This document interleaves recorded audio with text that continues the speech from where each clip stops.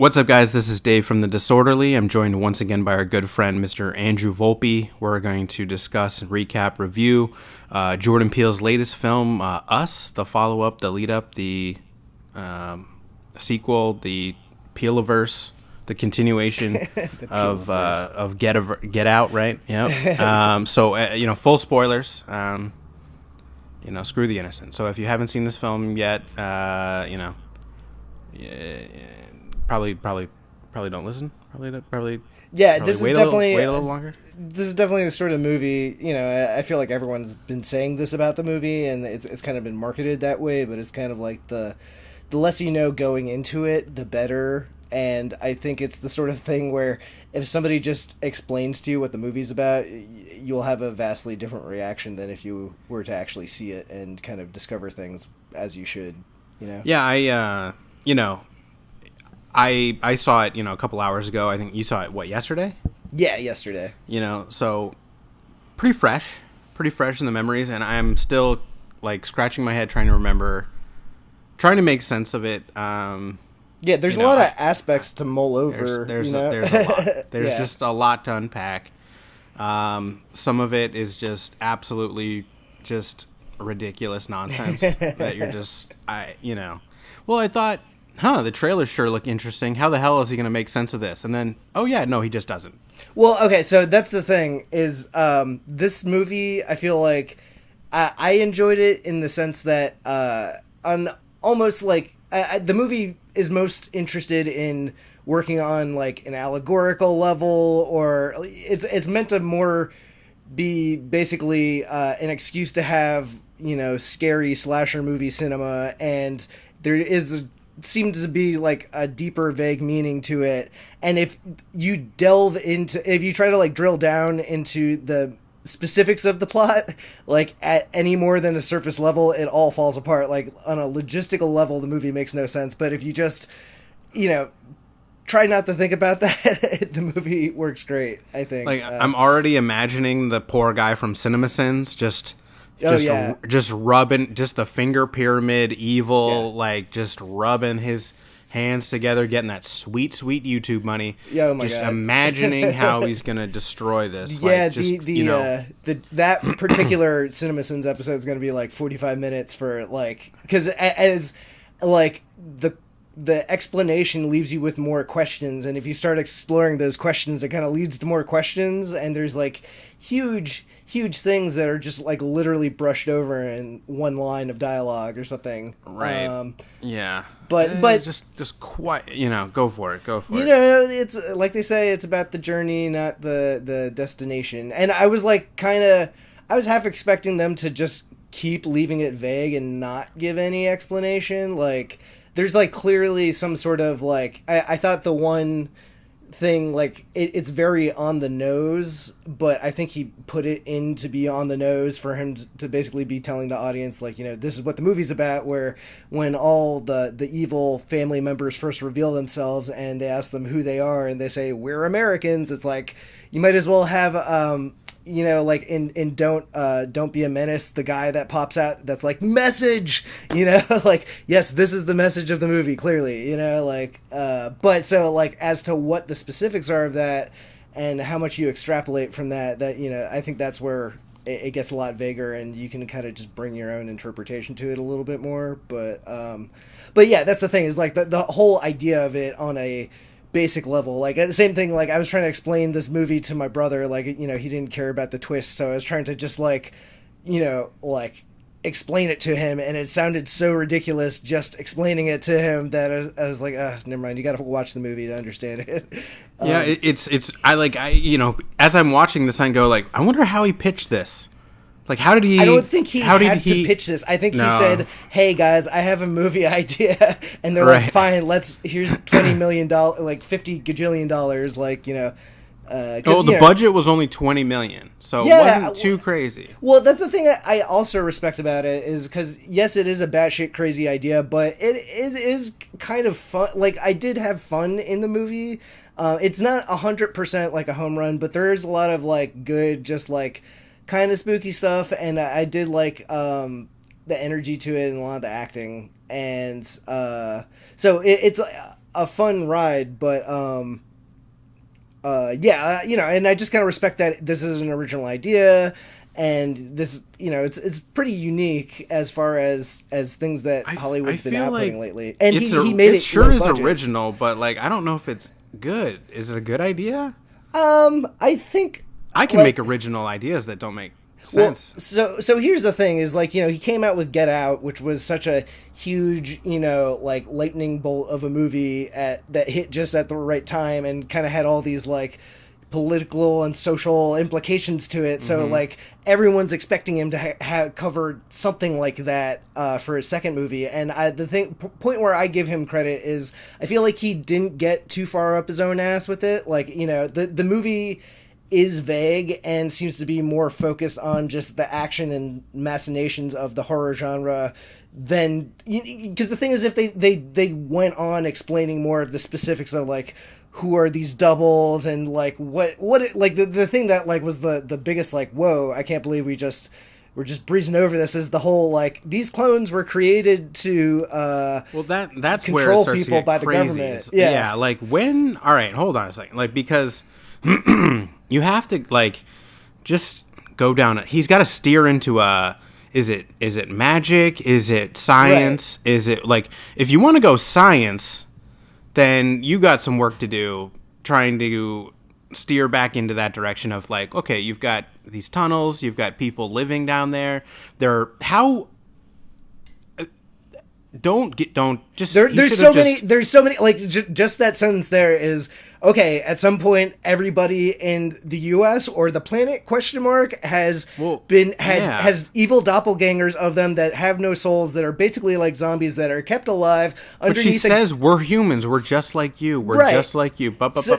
So they all essentially live in an endless hallway that's filled with bunny rabbits and nobody supervising them, and yet somehow the weirdest scene was when it's leading up to the kind of the twist reveal where it's cutting back and forth between the carnival scene in the prologue and then the tunnel where they're mirroring each other. Yeah, the people in the merry-go-round are like spinning around in a circle. Right. And it's like one of those things where I think that scene works in the context of the movie because it only exists there to kind of like vaguely establish this doppelganger world underground. But like, same thing, if you think about it for more than 2 seconds, more than out of that sequence, it's like, what the fuck does that mean? Does that mean that these doppelgangers are always kind of moving in tandem with their duplicates? Because that doesn't seem to be true, because once they start to revolt and they start killing people, aside from the son, who for some reason finds out how to control his doppelganger, all the other ones aren't controlled by doppelganger. Horror movies are usually very obsessed with the rules. Like that, I'm obsessed with the rules. What are the rules?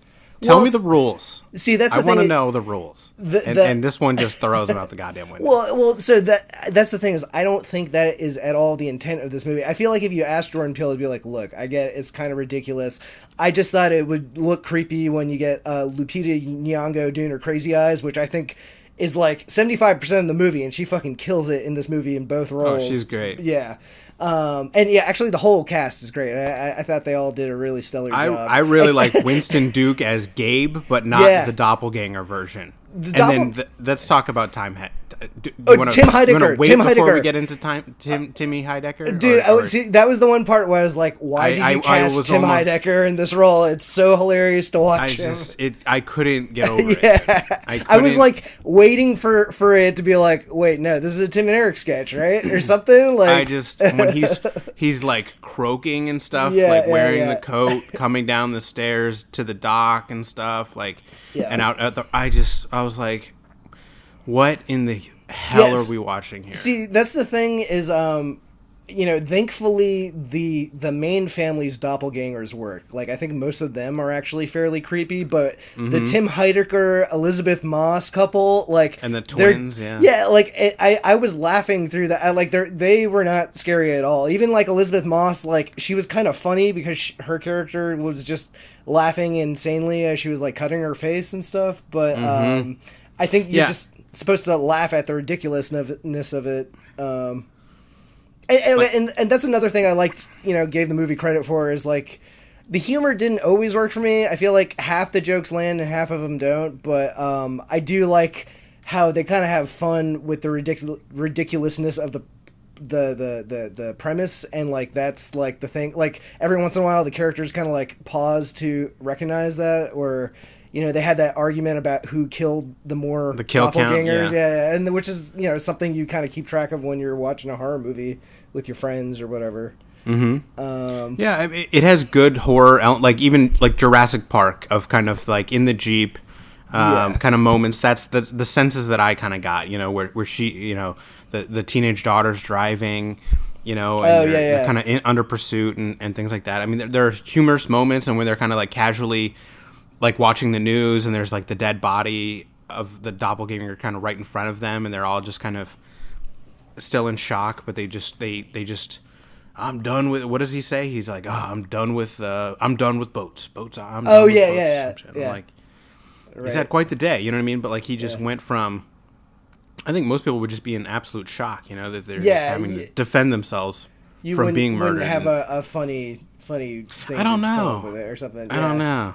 I feel like, well, the thing is, it's like such a strange horror. Like I think like everyone never kind of gets over the fact, like, it's not like an alien invasion. It's like just a bunch of people with scissors and red jumpsuits. Well, that was kind of, if I'm honest, the big twist was not the biggest. Well, the big reveal for me was that there are more than just the original family, and then you kind of lost me. Right. I might be able to believe that somehow there's one family that has been targeted, but that it's that everyone has them, and they're all gonna come. They all know where you are somehow. There are so many logistical things, like the whole idea, like, and that's the thing, is like, that's why I'm saying it's not important, because surely if you go down it, it's just this endless rabbit hole in which the movie completely falls apart. But like, where do they get this endless supply of red jumpsuits and scissors to like, where do any of these people get their clothes from? Like in the carnival scene we were talking about before, the thing that kept on snagging me up was like, wait a minute, so how did they get their duplicate version of the Michael Jackson t-shirt? Like, why are all these people wearing the same clothes their counterparts are wearing if they are like, mole people? It's maddening. You just have to. You can't. Well, that's why I kind of can't respect it. Like I just see it like it's like a student film. There's no accountability. I feel like the thing he really wanted to make was the story about, like, the twist, I think, kind of helps, like, kind of turn and make you reconsider some of the previous movie when you realize that, oh, wait, our protagonist really might have kind of just been the antagonist and vice versa. And then it makes you think, like, oh, wait, this girl had to be subjected to living this horrible life, and she's got the same opportunity. She's the same person as this other person, but they were given different opportunities and never got to express themselves. And there's like an entire, literal, like, opposite of all the, like the fact that all these people are kind of rising up to take back what's theirs. Like, it feels like that's kind of the social message that's going on. Like, the society kind of almost needs a, like, lower class to subjugate, even though it's not really subjugation. That's the thing where it falls apart for me a bit, is what the purpose of the shadows were originally, and like the tethered, man, tethered. You need to get your vocabulary. Right. There's the every Peele movie he invents. What was it? Get Out, the under, the sunken place, the sunken place. Yeah, you get the tethered. People love that shit. Get it together. If you're. You're trying to go a little bit Shyamalan with it. You always have to, like... Oh, don't get me started. He's already doing the Shyamalan. You know what? I was thinking, my God, he's the next J.J. Abrams. He's just coming up with these concepts and then just can't execute them. Well, yeah. And then throwing in the Shyamalan twist in there that I picked up. Yeah, like, pretty early on. Yeah, like fairly early because... It makes sense. It's just like a logical, like, oh yeah, well, what about... we never did really see what happened when the two little girls met, Yeah, and props to Ash for pointing this out. And I was like, oh, yeah, I guess you're right. She's like, I wonder if her voice was so kind of fucked up because of it getting kind of crushed. When her doppelganger grabs her by the throat, and at a young age just crushes her voice box or something, and if that kind of made her creepily speak like that from then on. Yeah, maybe. I was kind of wondering if it was like she just never used it for years. I really did love that voice as an acting choice from Lupita or whatever. Like that really.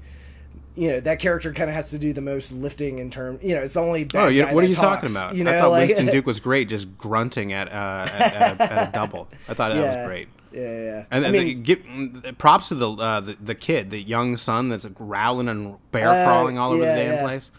Pretty good. And then the teenage girl, she kind of a creepy, weird smile. And yeah, it just goes to show you if you ever need to creepify anyone, just shave their eyebrows. Is that the look? They just it feels like they peeled her face back somehow. Yeah, I think it's always like if you like a Grinch stole Christmas kind of look on her face. Yeah, I think they just made her paler and shaved her eyebrows. It's always like something like that's what they tend to do. They either like bleach eyebrows or shave them to make you look like you're fucking demonic or something like that. Yeah, that's what they did to Thor in the early Thor movies. Oh, really? Chris Hemsworth, they bleach blonded his damn eyebrows. Oh, man. Yeah. The things you got to do to be a movie star. Oh, I tell you. And it looks great. So, but, that's another logistical thing was like, why are all of these versions, like, twisted versions of themselves? Like, yes, I know they don't have souls, but, like, what turns like one of them into a killer, and like I have no idea how the tethered's world works. So that's it doesn't work. Yeah, you can't.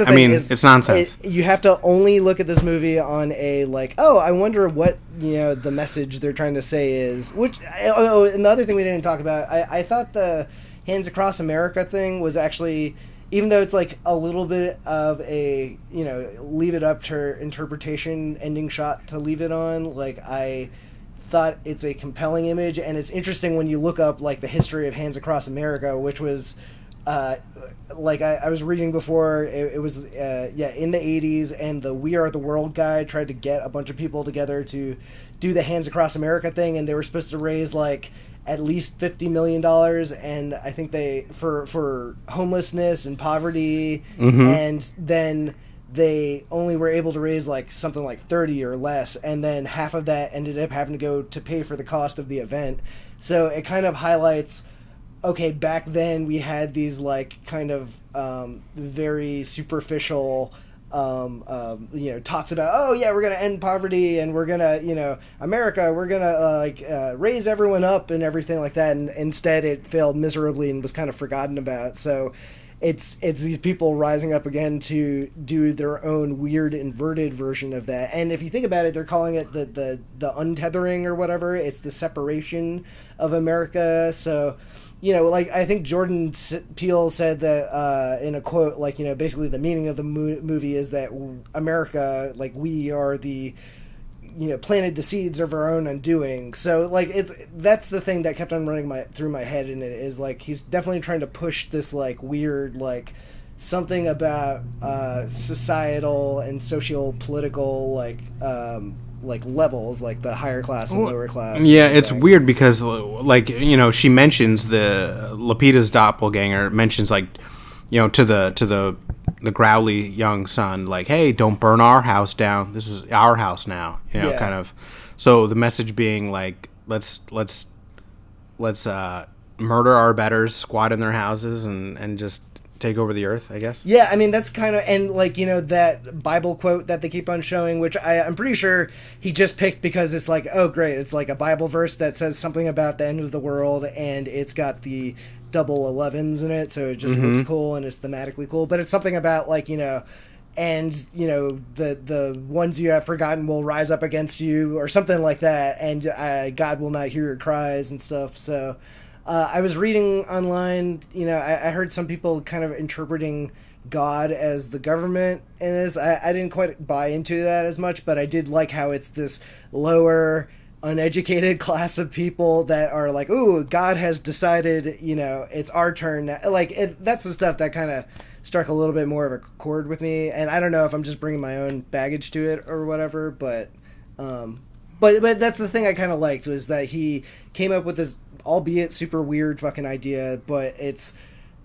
something that's A, still low budget, B, it's not fucking Get Out 2, it's a different idea, and C, like, it's something that's open-ended enough for people to bring their own interpretation to it, and like, no, it's not going to be like, oh, there's a really only one way you should interpret it. And I honestly like the horror scenes along the way. Is like, I was glad that it wasn't just like a slasher movie without any deeper meaning, but I'm glad that they didn't try to go too much deeper into the meaning, even though it was annoying sometimes because, like we were saying, it falls apart if they went into it just enough to like make it work for the movie, whereas if they had gone more or less, it would have probably totally self-destructed.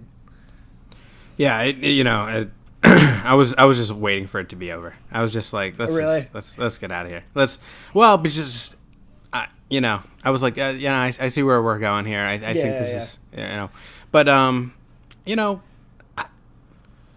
interesting, but to me, not a home run. I don't know. I was like screaming in my head while she's going, like, in the final reveal, the exposition, and she's just trying to explain it all and trying to run it all down about how she's their messiah and all this stuff, and then she was, because of the ballet, and just I'm just it's just too much, dude. It's just too much. Like, what are you talking? Hold on, she organizes these people. Well, I mean, she's the only one that's not a zombie. That once again, so one thing they could have explained more, but like, would they have the power to recognize her? Would the insane asylum recognize you're the one sane person? Well, that just starts us on the question of who the hell was like watching over these people. Like, first off, if the government abandons a secret program that was intended to control all the population with underground zombie clones of them, then all of those clones would be killed if that operation ended, because I don't think anyone wants that. I don't think they're just like, oh, well, I guess funding's ended, let's just leave all these, zombies to eat rabbits for the rest of time. Like, they just do not go into any of that. So, but, that was a choice. I think he realized, like, if he started, like, going down that path at all, like, it's just gonna lead to this endless series of plot holes or like things you got to clear up. So it's just almost better to be vague as possible. Like, I honestly hope that Jordan Peele is just sitting somewhere just laughing like a hyena, that people are lining up to go see this, and that he's going to make God knows how much money, and that it's 94 or something % on Rotten Tomatoes. Right. And he's just like, yes. I hope he never loses sight of that. Like, I honestly hope that he doesn't start becoming kind of as don't want him to Shyamalan. Yeah. Shyamalan, he had this, he kind of like cultivated this weird mystique about his genius and all this craziness. Right. And he had it going for like, I don't know, like 2-3 movies. Yep. And I had this one weird flash because when they showed, I had just rewatched Unbreakable in preparation for watching Glass like a month or two ago. And I had forgotten the start of that movie starts out with one of those weird preambles where they just show a title card and explain to you what comic books are. So when this movie started and they had the title card about tunnels, and I was like, oh god, like I had a flash, like no, don't let him be Shyamalan-ing or whatever. Here he goes, he's gone, baby. I think he's like the big difference I think is like Jordan Peele is just a smarter filmmaker than Shyamalan. I think Shyamalan's like got his thing, and he's usually he does have good qualities, even though he is terrible. But Jordan Peele, I feel like, if nothing else, from all the days of working on TV, he knows how to work fast. So I feel like he's going to continue to come out with these movies pretty fast, and that's why all these TV show ideas he's coming out with, like, I think he just knows, like, keep on throwing darts at the wall because a few of them are going to hit. You know what I mean? So. Maybe, well, that's certainly Blumhouse's model, Well, exactly, but look, it's been working out for them, right? Yeah. So, and horror's the genre to do that, and if you're going to get an original idea past these days, it's probably going to be a horror movie, right? So. Well, that's so crazy. It's like you've struck gold where you have kind of an untouchable director. There's so much hype behind him. He can do no wrong, and it's horror. You know? So, like, because typically you don't know who's directing horror movies. Well, you know what I mean? Like, unless it's James Wan, or unless it's got to be a real, or something, real or home run. And usually it's like the third. They got to have like 2 or 3 under their belt. Right? Yeah, like horror directors go largely unknown. Who directed The Purge? Do you know? I mean, do you care? Like, if I know, but I mean, people kind of care when you make a movie like The Witch. I think that was that guy's first movie. And does anyone know who that guy is? I can't remember. Does anyone know who name. Directed Hereditary? Like Ari Aster. We know, maybe but that's I mean, just me, but we know, but like I think for the most part, you get the least amount of recognition from horror. Yeah, and so he's kind of created this, this rep for himself now, where horror is the lowest hanging fruit. Yep, it's the smartest. I mean, the Venn diagram for Jordan Peele is just astronomical. Yeah. The fact that he's going to be able to segue back into comedy if he wants to, or drama, or he can literally go anywhere. He's gonna he's got. But he can't. He's just not. He's gonna walk on his golden parachute of whatever he ends up having to bail on. You know what I mean? Like, he's so golden. Yeah, well, that's the thing. No bad reviews. I mean, his second and third backup careers are things that anyone else would dream of, and like the fact that he's suddenly Shyamalan-ing,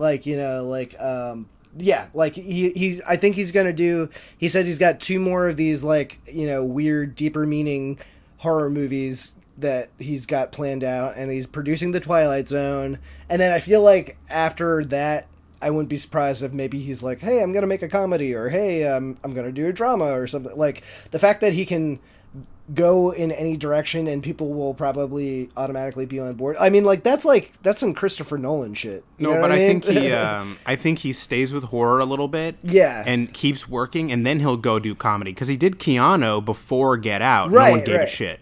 Well, that's the thing. I feel like he'll probably want to Get Out. Like, he's probably got a few, real good nuggets that he's wanted to do, or maybe he just came up with or whatever. But I feel like, you change it up, like you go on your good streak for a while, and then you reinvent yourself a little bit just so you don't get stale or something. Or who the hell do I know? Like, it's his life. I'm sure they'll throw him a Star Wars or something. Yeah, actually, some sort of franchise. But the other reason I respect him is after Get Out came out, they were really pushing for him to try to direct an Akira remake, and he said no because he was like, I don't want to sell out. I want to do my own thing. So, God bless him. Keep on. And then Taika Waititi came over and said, hey, I'll sell out. Oh, is he directing it? I think he's. I think the. I thought he was the newest one. Oh God. Well, I mean, maybe he talk about the hype. Yeah, keeping that hype alive. About a movie that you don't need to make because the original really already captured everything you need, but or just look at Ghost in the Shell. It's like it's not. You're not gonna recreate it. I have no faith in that movie. Yeah, it's Akira is about as unfilmable as it gets, and then in this climate, who's your star? Oh, I don't even know what to do. Well, it's also the thing that gets me, like the Ghost in the Shell problem, race stuff aside, is Ghost in the Shell, the anime, had existed for so long and influenced so many other actual movies, like a little movie called The Matrix. Yeah, just gently influenced. So when you dig up the Ghost in the Shell stuff again, it's no longer shocking or new, and in fact, you're trying to retrofit old ideas into a current, zeitgeist, if that makes any sense. So right. Things that were probably cool, steampunky stuff or techno punk stuff, all that William Gibson stuff that probably was cooler 20 years ago, and now really doesn't fly as well. So yeah, that's kind of what I feel like with Akira, because like I don't need to see an Akira movie because I've seen little pieces of an Akira movie like 20 times over the years. Yeah, like I mean, they've been talking about trying to adapt like Warren Ellis's Transmetropolitan. Oh yeah, from work. like was it mid '90s, early '90s, and stuff like that, and Oh, God, yeah. Super groundbreaking kind of graphic novel comic at the time. Yeah. And it's just basically it would be today like Fear and Loathing in Las Vegas meets Cyberpunk meets whatever, and I think it would be just a nightmare. Yeah, so and I honestly kind of hope it never gets adapted. There's so many comics that like work innately to the comic book format that just even if you do a pretty good job of adapting them, they just will not translate into the real world as well. Like it had many more problems, but I think Umbrella Academy is kind of a good example of that. Is like on top of the just basic, that show had problems to begin with, but it also like you lose a little level of fun by it not being drawings. Like you just can't have a level of stylization if they're just regular human beings. But I will say, like things like Spider-Man, Enter the Spider-Verse, and I don't know if you've seen it, but that new Netflix anthology series, Love, Death, and Robots. Have I seen it? We've got content coming up. Well, we've got a... what I've done is I've watched it all, obviously, and then I've ranked them all in the viewing order. So from worst to best, basically. So, maybe we'll do a little separate episode about discussing that. We can do it now if you want, whatever you want to do. Yeah, I'm fine either way. Like it was strange for me because usually like I love anthology everything, but the thing about anthologies is there's usually like some very clear better ones and worse ones, and for me I definitely had some that I liked more than others, but it was pretty solid across the board. Like there wasn't any one of those shorts that I like straight up hated or anything like that. Oh, I got some that I straight up hated. Oh, really? Well, shit. I mean, just some of them were trash. What? I mean, shit. Do you want to get into it now? When the yogurt took over? Oh, dude, that was great. That was so cute. The Hitler one, or the Hitler one. So they don't all have to be serious, though. That's the thing. Fish Night, it's fine. Wait, Fish Night. Oh, Fish Night. Yeah, that was the other one. That's by guys couple ghost fish. Like, so I needed those movies to kind of just... now, what order did Netflix give you? Because it was reordering it. Did you hear this? Oh, no. I had no idea. No. So, apparently, Netflix came out and said, yeah, we randomized the order for people.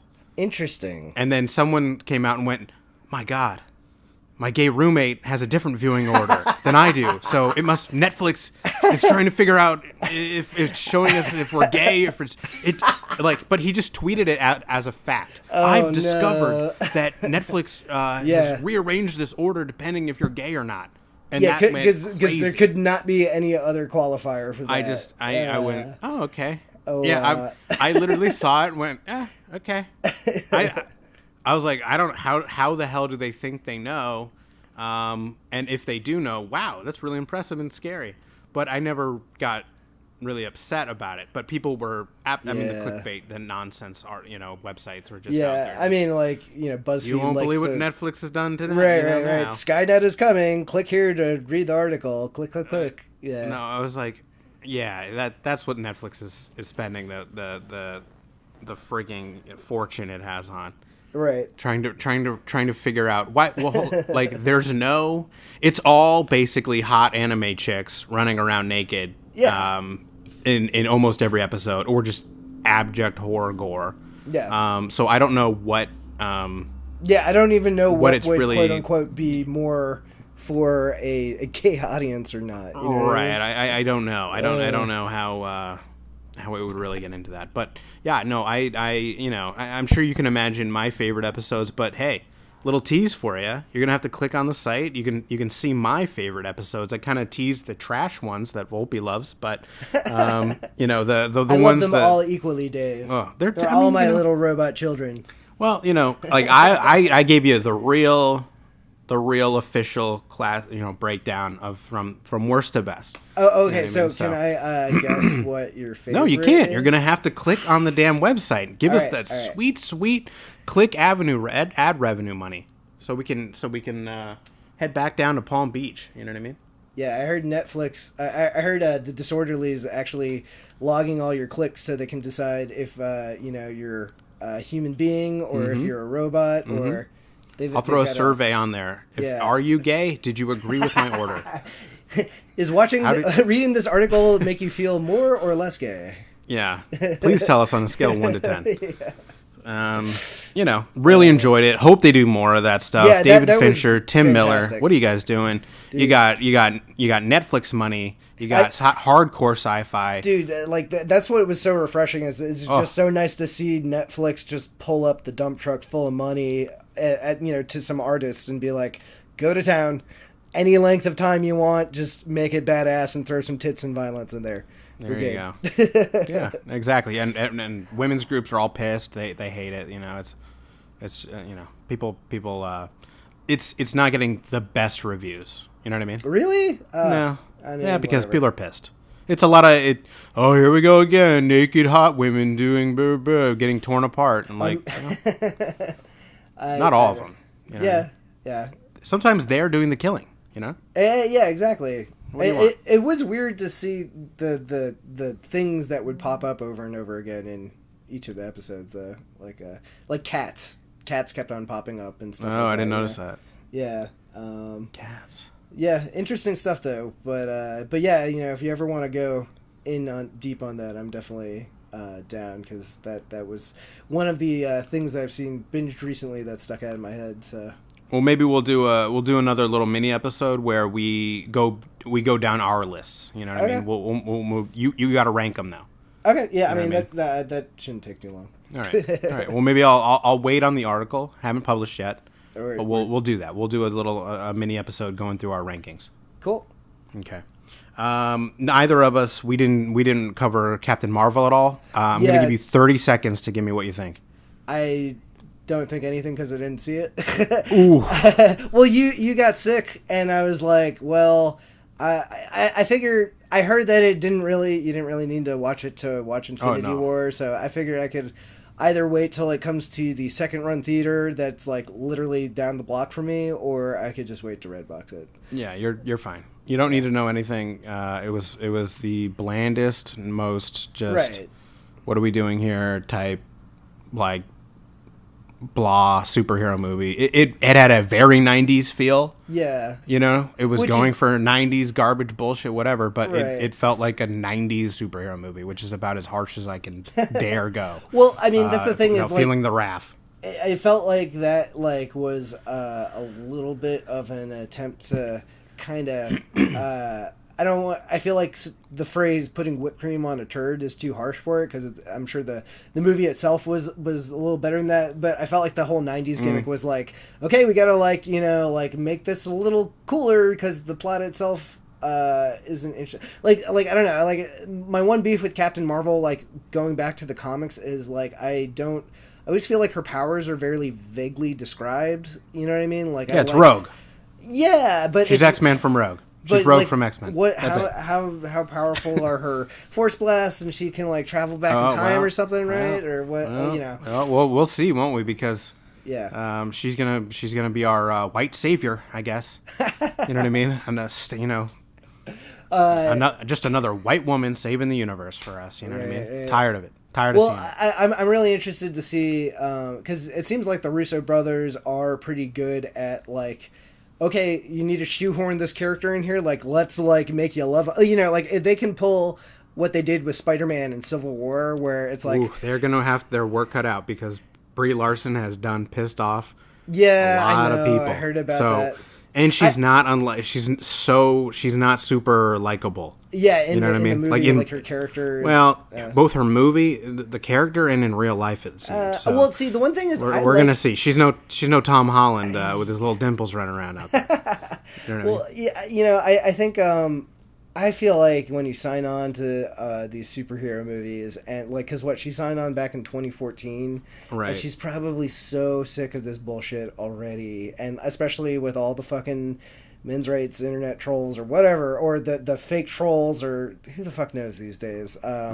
So I'm interested to see how this plays out, because they were definitely positioning her to essentially be the next Captain America or Iron Man. Like, she's like one of the, I assume, main figures of the Marvel universe. So I think they're going to go ahead and pivot and just lean into Spider-Man, because right. That's gonna be your cash cow. How does Spider-Man fly spaceships? We're gonna find out. Right. Well, I'm because, like hoping, like, fucking, where's that Black Widow movie? Like, I feel like you can make something interesting with her. Scarlett Johansson, the most expensive woman on earth. So yeah.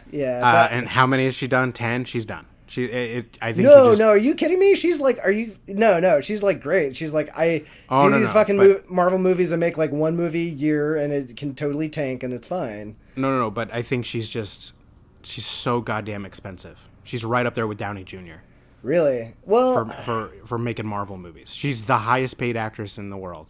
That's crazy. So I think you just go, hey, Brie Larson, you just won an Oscar. Let's get you rocking and rolling. Like, are they just gonna like literally clean the slate of all the first? Oh yeah, it's the contracts. Well, I mean, Big Bang Theory isn't ending because people want it to end. Well, yeah, okay. Downey Jr. I'm fully expecting, because wasn't he like got paid $200 million for these?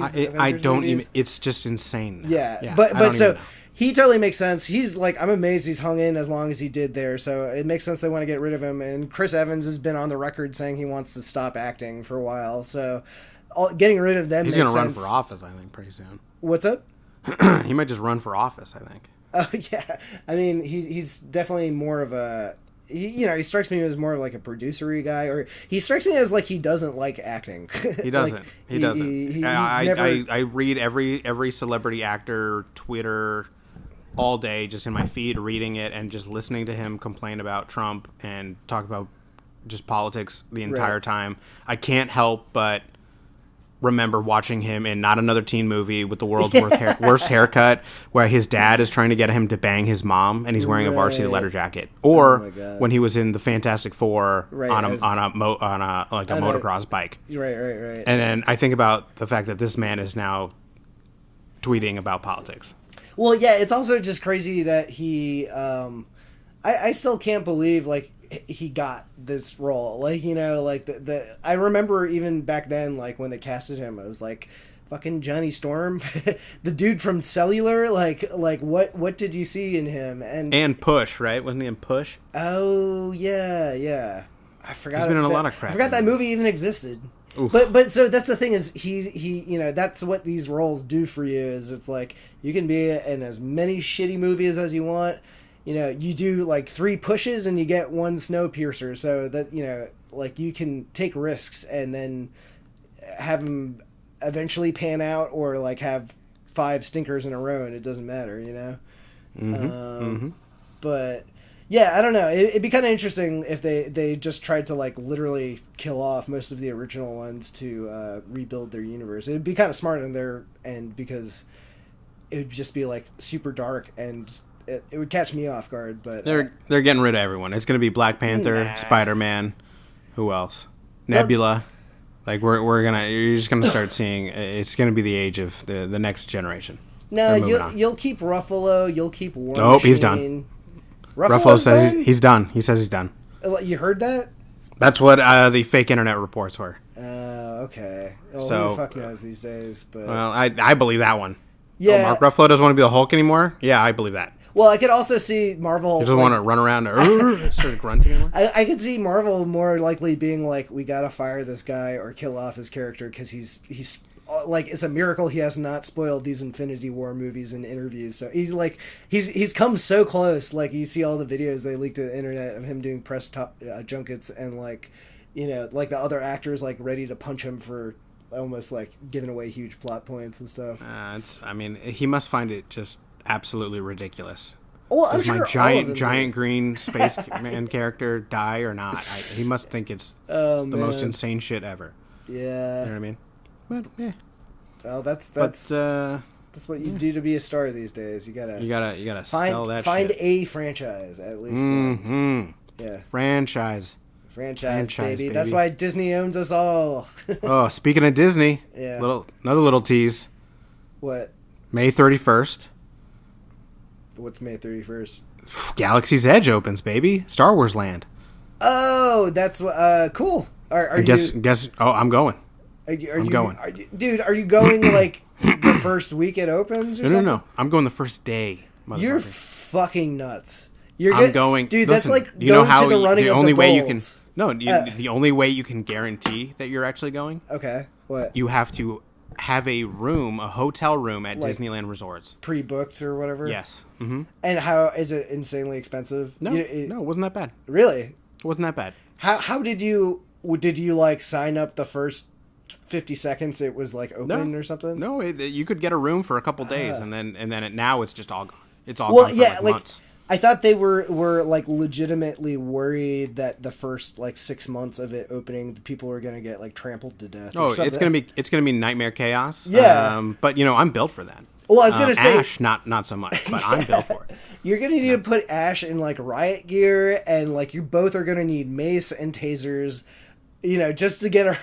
I might make Ash some kind of like up style suit with balloons where she can just wade above the crowds, Yeah. Because let me tell you, I thrive in chaos and I thrive in crowds. I'm a large man, built for violence, and Ash not so much. Yeah. So in instances where Ash has been in like large crowds at concerts, things like that, she tends to really falter. Right. But ya boy, I'm going to be swinging bows in there. Oh, yeah. I'm going to be pushing kids to the wayside. Go back to your bouncer days, man. Oh, baby. Oh, yeah. I'm going to, junior varsity hockey. Just hutcha. Yeah. I mean, you felt that, Kate. Remember when we used to smack each other walking the halls? Oh, yeah, absolutely. You know what I mean? Oh, yeah. We had very crowded hallways at our high school. And you would basically have to walk in a single file line to get to class. There was that many people. Right. And whenever the other one of us would catch the other one unsuspecting coming the other way, we would just form tackle. Mostly me, and we would just, because you're walking to fourth period lunch or something, and then boom, like a 200+ pound person is just tackling you into a freshman girl. Yeah, I was gonna say, like everyone behind you loves that when that happens. Oh yeah. By the way, imagine it's everyone's favorite thing in the world. You're just in line at the airport checkout, and then the person right in front of you just gets tackled by a football player. Yeah, and both of them are like 400 pounds combined or something like that. Like, yeah, it was great. Good times. Once again, I apologize to our our high school classmates. Yeah. But yeah, so that was all valuable training, like... Yeah, well, now I'm good because I'm going to be great. I'm going to wear, comfortable clothing, some elbow pads perhaps, and just Are you going to are both of you guys going to make some effort to at least kind of like dress up the riot gear into like some sort of Star Wars like theme or something? Like, are you going to like try to pretend to be like I don't know, Star Wars mythology, but you're going to be like the ass-kicking beast from the planet Askakania or something like that, or I might wear robes and just be completely nude under the robes. Oh, that's good. Just so that I can really let it all breathe. As I'm just running around naked in my Jedi robes. Oh man. So I might do that.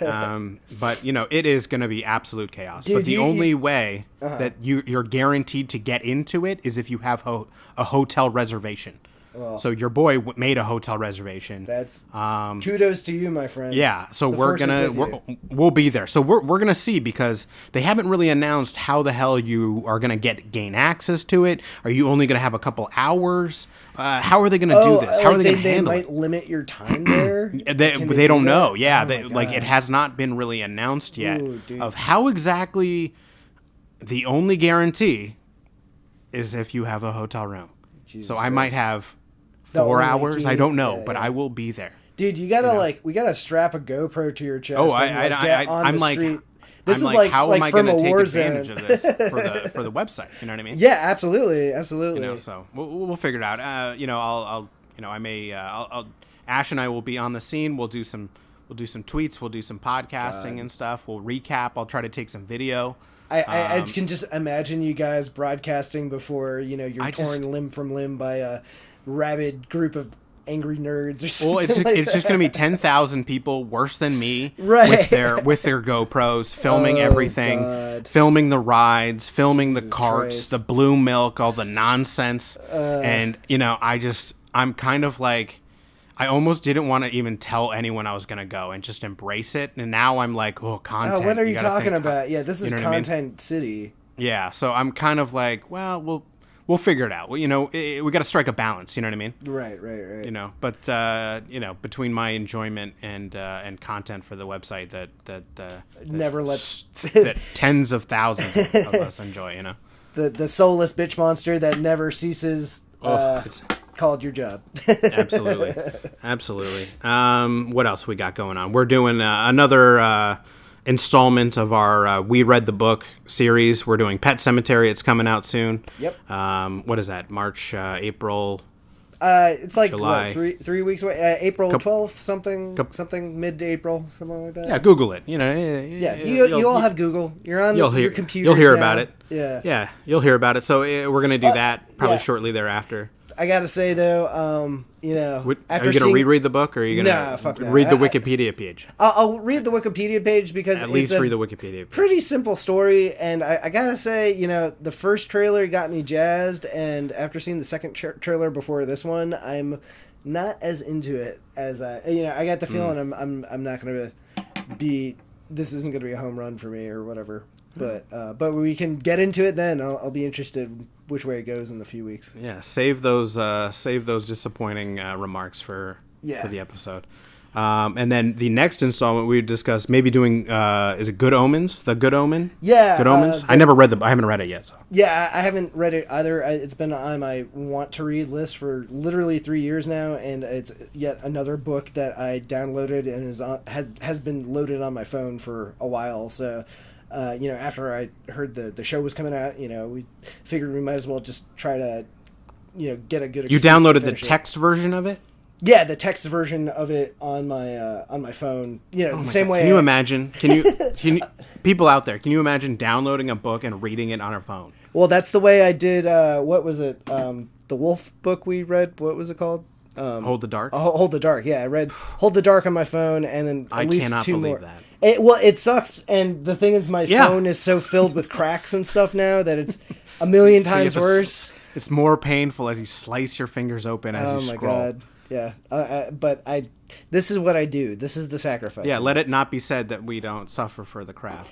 Dave's gonna get killed going to Star Wars Land opening day, and I'm gonna die from blood loss reading books on my phone. This is our plight, guys. Yeah.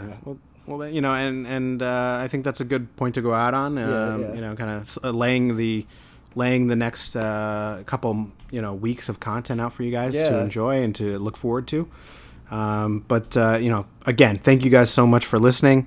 Hope you enjoyed our ramblings. You can find more of our insanity at disorderly.com. I do a morning column kind of Monday through Friday. It's got the best stories, the best trailers, the best videos, tweets, the best podcasts. It kind of came out that previous day. You can find us on Twitter at Disorderly Media, on Facebook at Disorderly ENT. And other than that, thank you guys so much for listening. We really appreciate it. Thanks, guys. I guess we'll be talking to you again soon. Way to go out on a crazy rambling note. I appreciate seriously. it. All right. Thank you guys so much. Appreciate it. Peace.